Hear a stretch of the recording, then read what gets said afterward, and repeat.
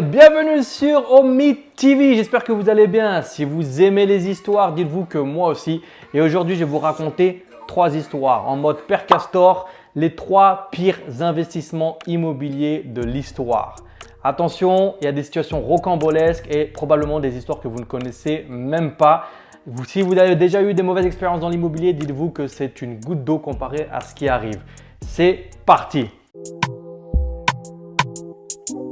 Pour la première histoire, je vous emmène de l'autre côté de l'Atlantique, chez Big Apple, New York, les États-Unis, les rêves de grandeur, le rêve américain, c'était le cauchemar canadien. Imaginez 2 sociétés qui s'allient entre elles. D'un côté, Ivanhoe Cambridge, désolé pour l'accent, et de l'autre, Blackstone. 2 sociétés qui s'allient pour faire un des plus gros investissements de leur histoire, pas moins de 7,1 milliards de dollars. Qu'est-ce qu'ils ont acheté? Vous allez me dire, c'est simple, des appartements, des immeubles entre la 14e et la 23e rue sur Manhattan. Alors attention, ils n'ont pas acheté 2 appartements, ils n'ont pas acheté 10 appartements, ils n'en ont pas acheté 1000, ils en ont acheté 11 200 appartements totalisés sur 56 immeubles, ce qui est énorme, 7,1 milliards de dollars. Ok, donc, grosso modo, le plus gros investissement, ils se sont serrés la main, ils étaient contents, c'est super, on a fait champagne, etc. pour les actionnaires. Et 6 ans plus tard, c'est le pire investissement pour une société au Canada et peut-être même aux États-Unis. Je n'ai pas les chiffres exacts, mais c'est énorme. C'est le pire investissement qu'ils ont fait. Je vous explique tout de suite pourquoi. Avant que je vous donne la raison de ce fiasco immobilier, j'ai une question à vous poser. Vous, quand vous voulez investir, ne serait-ce que dans un appartement ou une maison, peu importe, vous prenez combien de temps pour réfléchir à votre investissement? Est-ce que vous prenez quelques jours? Est-ce que vous étudiez le marché peut-être pendant 1 mois, 2 mois? Combien de temps vous prenez pour un investissement, ne serait-ce qu'à 200 ou 300 000? Ok, je pense qu'on est à peu près tous sur la même longueur d'onde. On prend quelques jours ou quelques semaines, voire mois. Ok, dites-vous une chose, c'est que Ivanhoe Cambridge a pris moins d'1 mois pour prendre leur décision d'investir plus de 3,7 milliards de dollars. Et la société Blackstone, alors eux c'est des génies, ils sont décidés en 5 jours. 5 jours pour un investissement à 7,1 milliards de dollars.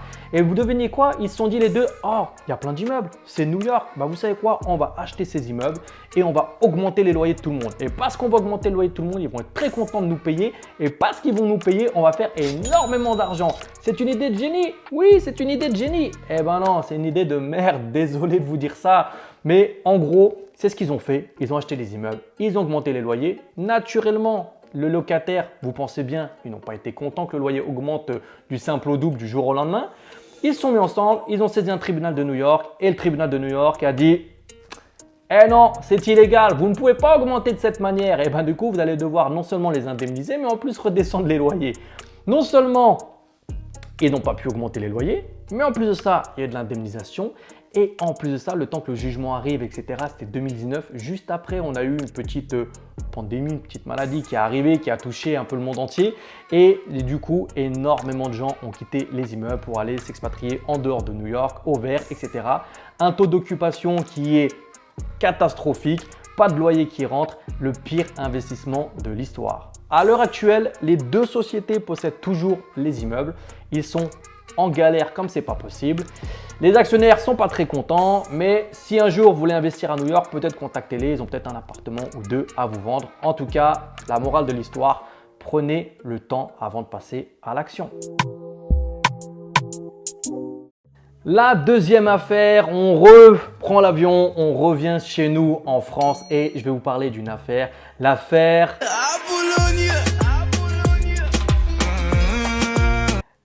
Apollonia. Ah là là, alors je ne sais pas si vous avez entendu parler de cette affaire, elle est arrivée en 2009, on est en 2023, c'est toujours pas fini, mais c'est simplement la plus grosse arnaque immobilière en France. Plus d'1 milliard d'euros escroqués. Et non seulement la supercherie, cette arnaque, elle est énorme, ok? Bon, je pense que n'importe qui l'aurait vu venir. Mais j'ai une question. Quand vous étiez enfant, vos parents, généralement, vous disiez que les professions les plus intelligentes, c'était qui? Les docteurs, des chirurgiens, des médecins, des chercheurs, ok, peut-être des avocats, etc. On vous disait que c'était ça, fallait aller un petit peu vers ce genre de profession, ok. Eh ben, dites-vous une chose, c'est que la plupart des personnes qui se sont fait escroquer dans ce milliard d'euros, eh ben, font partie de ces professions. Des docteurs, des médecins, des chirurgiens, bref, comme quoi, c'est pas parce que tu as fait 8 ans de médecine que tu es intelligent. Mais bon, revenons à l'histoire. On va parler d'abord de Apollonia. Qu'est-ce que Apollonia? Apollonia, c'est une société qui a été fondée en 2006 par deux personnes. Un premier qui s'appelle Moussa Jean Badache. Ouais, je sais, c'est son vrai nom, ok? C'est pas une bulle. Juste le nom, déjà, tu pouvais t'apercevoir que c'était une carotte. Et son épouse Viviane qui était esthéticienne. Donc déjà, juste sur l'intitulé, Moussa Jean Badache et Viviane l'esthéticienne, ça fait un peu déjà documentaire chez Groland. Mais du coup, qu'est-ce qu'ils ont décidé de faire? Ils ont décidé justement de créer une activité de commercialisation de biens immobiliers, de les défiscaliser, etc. etc. Et donc, leur chiffre d'affaires qu'ils ont réalisé en 2008, c'est pas trop mal, 36 millions d'euros quand même. Alors attention, parce que cette histoire, elle a quand même 12 chefs d'inculpation. Oh oui, 12 chefs d'inculpation. Ah, je vous ai dit, c'est du lourd level, ok? 1 milliard d'euros d'escroquerie. Donc attention, on a faux en écriture publique et usage de faux public. Escroquerie en bande organisée.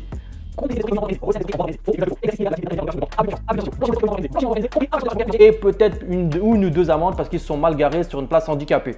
Grosso modo, un petit peu ce qu'on leur reproche. Mais attention, on ne reproche pas ça seulement à Moussa, Jean Badache et puis à Viviane, ok?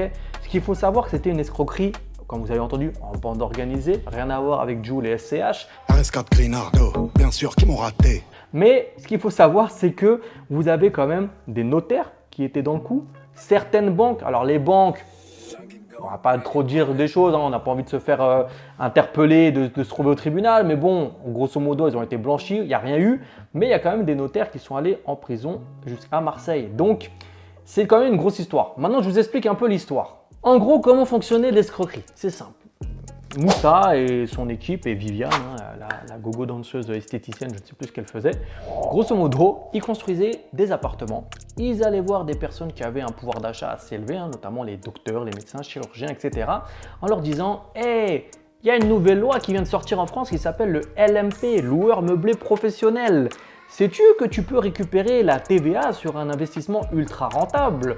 Donc, grosso modo, sur un appartement à 240 000 euros, tu vas empocher 40 000 euros de retour dans ta poche et tu auras un investissement ultra rentable. Sur ce genre de bien, le loyer, on peut le mettre à 5 000 euros par mois. Alors, tu investis avec nous? Et puis d'accord, comme je vous ai dit, il y avait des banques qui n'ont pas été entachées, mais grosso modo, les banques disaient « Allez, on vous signe un prêt? Allez, vous l'avez !» Je ne sais pas pour vous, mais quand vous allez voir une banque, même moi avec beaucoup d'années d'expérience, la banque ne me déroule pas toujours le tapis rouge en me disant faut se battre un peu, mais là non, c'était ultra facile.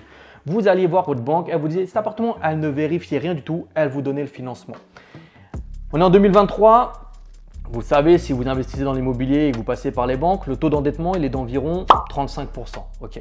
Il faut savoir qu'avec cette histoire, les taux d'endettement sont allés jusqu'à des fois plus de 400%.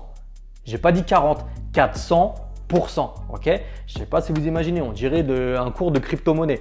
Ok, c'est énorme.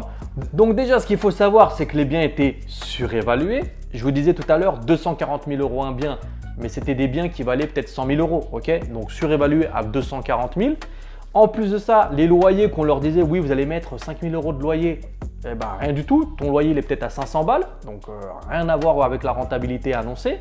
Et puis en plus de ça, comme je vous dis, les gens se sont surendettés. Ils ont fait confiance aveuglément à Moussa Jean Badache. Donc, ce qu'il faut savoir, c'est que malheureusement, il y a eu des milliers de personnes qui ont été escroquées. Okay, mais en plus de ça, malheureusement, il y a même eu des gens qui sont allés jusqu'à se suicider. Puisqu'ils ne pouvaient plus rembourser le prêt. T'imagines, à 400% d'endettement, avec un bien qui est bien au-dessus de la valeur qu'on avait annoncée, donc impossible à revendre, avec des loyers inexistants, donc personne pour venir louer ça, et les gens ne pouvaient plus rembourser leur prêt et ils ont été saisis par la banque, saisis dans leurs biens personnels, etc., etc. Et il y en a qui ont tout perdu. Donc, il y a des plaintes et des recours qui ont été déposés. Ils ont pris Moussa, ils l'ont mis en prison 3 mois. Moussa, il a dit bon, j'ai un peu d'argent, petite caution, combien? 5 millions d'euros? Ah, j'en ai escroqué pour 1 milliard, je peux les poser.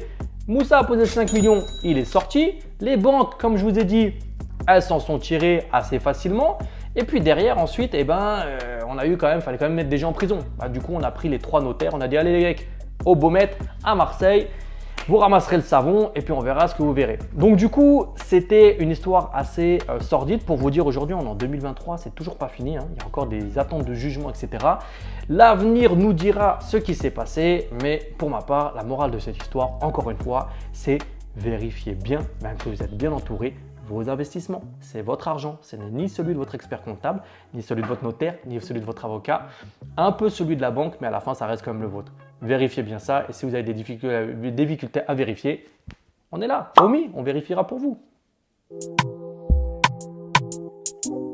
La 3e histoire, je crois que c'est ma préférée. Elle se déroule il y a presque 100 ans. Ok. Donc imaginez 100 ans, l'entre-deux-guerres, Paris, Paname, vous voyez, c'est cette atmosphère, hein, on est très loin de ce qui se passe aujourd'hui et des affaires avec le PSG et les Champs-Élysées. Enfin bref, donc grosso modo, on est donc en 1925 et un homme du nom de Victor Lustig, vous avez très bien entendu, Victor Lustig. Ok. À croire que quand tu es un escroc même dans ton prénom. Victor Lustig, c'est un des plus gros escrocs du XXe siècle. En gros, Victor Lustig, pour rappeler un petit peu son histoire, on va remettre, hein, il est né en 1890 dans une famille aisée, austro-hongroise. Il a suivi des études plutôt brillantes, il est dans une bonne famille, il a fait des bonnes études, on lui prédestinait à un avenir radieux, hein, comme disent nos parents. Va bien à l'école, travaille bien et tu finiras fonctionnaire et c'est une arnaque. Et à la retraite à 64 ans. Mais Victor, il s'est dit, non, moi, ça ne m'intéresse pas, ces études, ça ne m'intéresse pas de faire carrière. Moi, ce que j'ai envie, c'est d'être un escroc. Et donc, quel est le plus bel endroit pour devenir escroc? Eh bien, c'est Paris. Donc, Victor décide de venir s'installer à Paris. Et comme il cherchait un petit stage ou un travail rémunérateur, il trouvera un travail de proxénète. Il commence et donc, il est un peu proxénète. Et puis un jour, il en a marre un petit peu d'être proxénète. C'est difficile quand même, hein, la vie de proxénète. Hein. Je le sais de ce que j'entends, ok?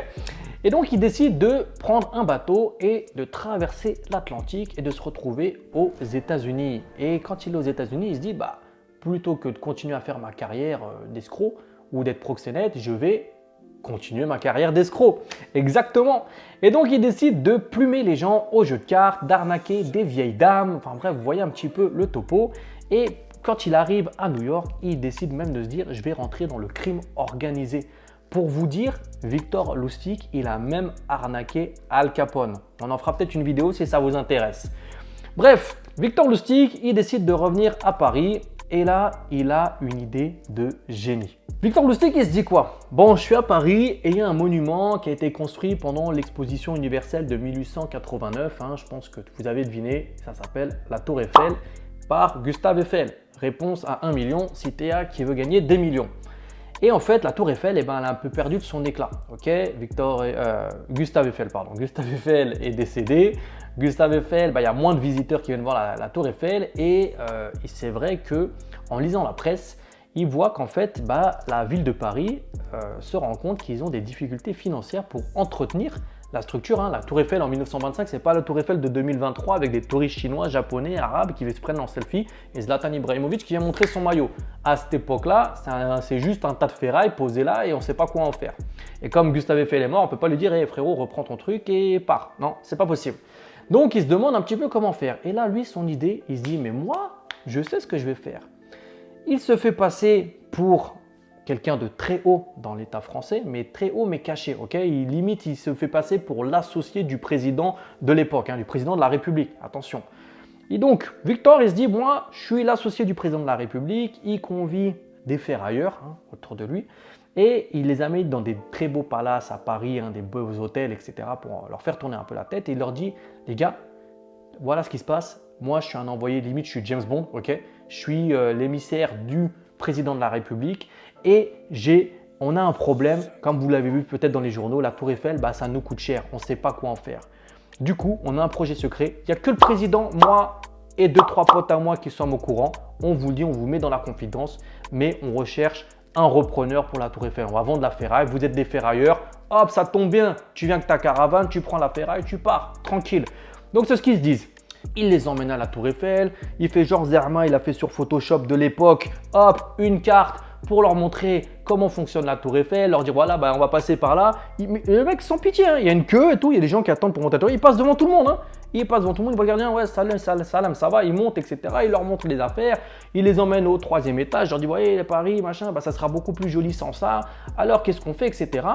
Et du coup, il y en a quelques-uns qui sont intéressés, mais il y en a surtout un.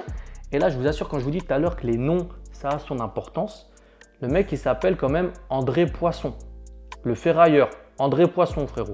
Donc, André Poisson, il a mordu à l'hameçon, si tu vois ce que je veux dire, la blague à 2 francs.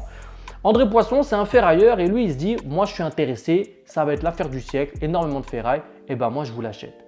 Donc, du coup, il signe un contrat, ok, comme quoi il achète la Tour Eiffel à l'État français, etc. Et au passage, en plus de ça, Victor Lustig lui dit, eh ben écoute cousin, puisque je te choisis toi, hein, ils ont tous donné une offre, mais moi je vais te choisir toi parce que je t'aime bien et j'aime bien ton prénom. Et ben tu sais quoi, tu me mets en plus un pot de vin.